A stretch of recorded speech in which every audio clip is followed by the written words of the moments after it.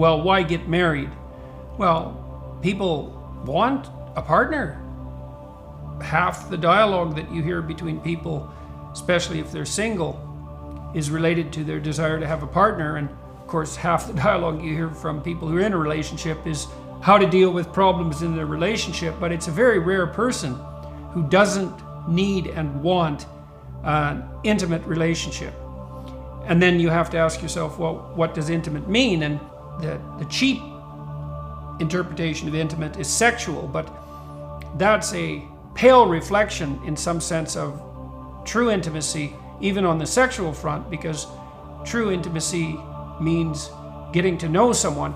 It's interesting that the biblical term for sexual congress is knowledge.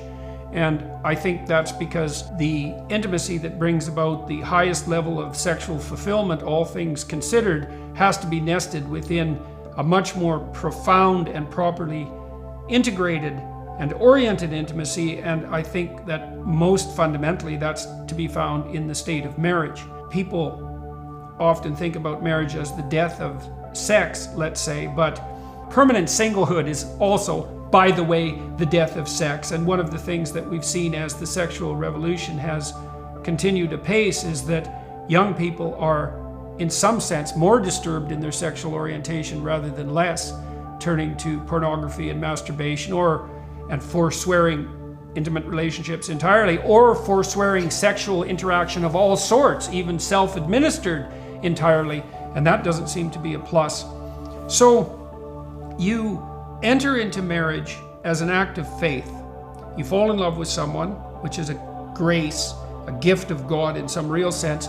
You see what it would be like to care for someone.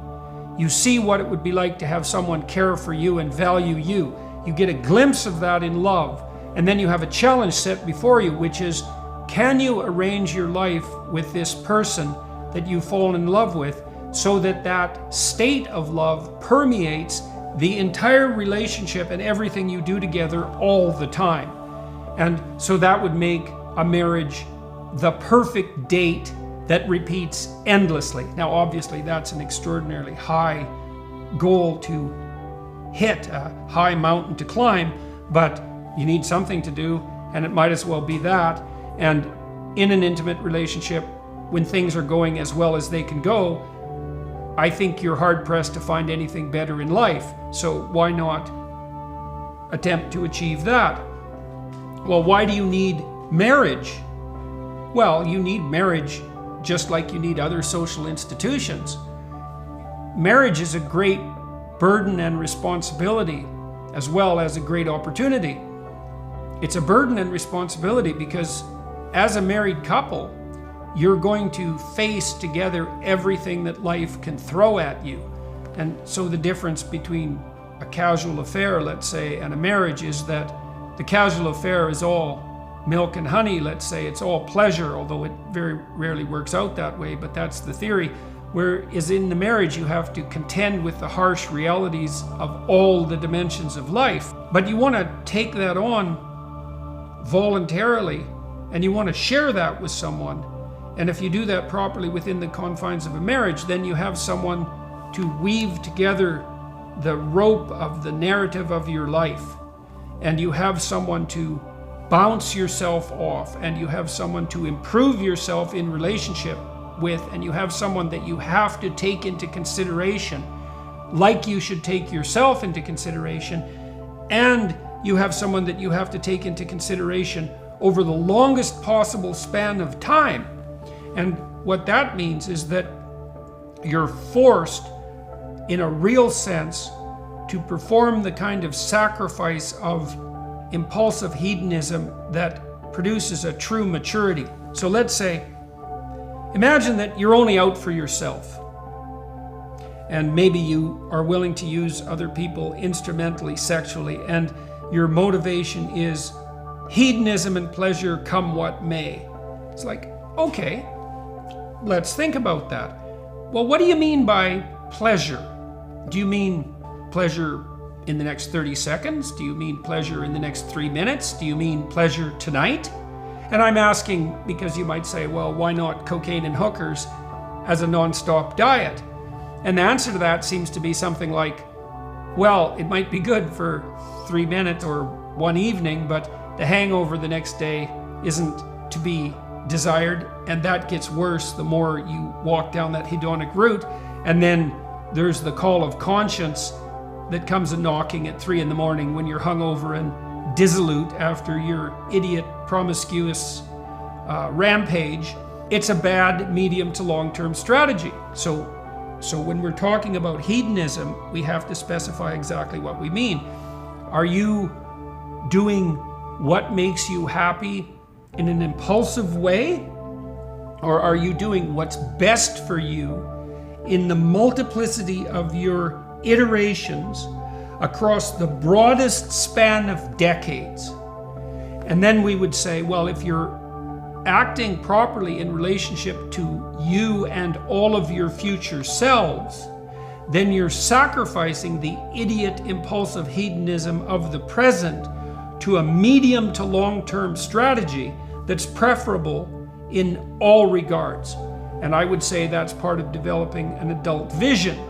And then you might say, well, I want to be free to pursue my hedonic demands, desires, whenever I want to, under whatever conditions prevail. And I would first say, well, do you really think that's possible? Like, how is that going to work? Second, aren't you just going to use other people for your own pleasure? Third, aren't you just going to use yourself for your own short-term and counterproductive pleasure? Fourth, how is that different from being a 2-year-old?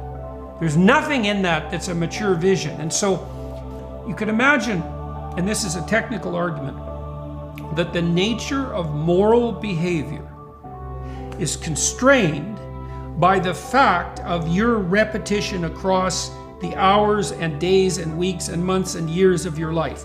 You have to act in relationship to yourself like you're a totality stretched across time. And so that means that, and this is why conscience bothers you if you betray yourself, is because your conscience is an indicator of behavior in relationship to the medium in the long run. Now, that means you have to treat yourself like you're a community that extends across time. And one way of learning how to do that, that's very profound, is to shackle yourself to another person, say within the confines of a marriage, because then you know that, well, you're going to be with that person for the minutes and hours and days and weeks and years of your life.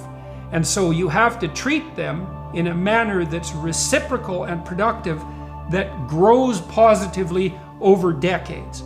And then you can imagine that there's a complex optimization problem that emerges out of that, which is, well, how do you treat someone in your moment-to-moment interactions so that the relationship blossoms into, well, let's say, continual love? And that's a good thing to aim at. And there's no difference between doing that and treating yourself properly. They're the same thing. And then you can imagine if you treated yourself properly and your partner properly, and you really learned how to do that. This is a deep problem. It's a deep problem, and you have to be challenged to do it constantly. If you did that properly, first of all, there'd be nothing better that could possibly happen to you. And second, you'd have the perfect platform for having children. Because now the children come into the world, and there's 2 of you, and you're side by side, and you're treating each other like you're extensions of each other, which you are, because you're stuck with this person forever. And then the child has the amalgam, the joint amalgam of 2 personalities that have had to bargain and negotiate to produce a unity, and the child's introduced into the fact of that unity, which is the higher order structure that governs the marriage. So that's Christ himself in the Christian marriage tradition, let's say. Or you could think of it as the law and the prophets in the Jewish tradition. It boils down in some sense to the same thing. Now the child enters a world where a negotiated solution between 2 mature partners has been established, and his or her behavior can be calibrated in relationship to that joint union.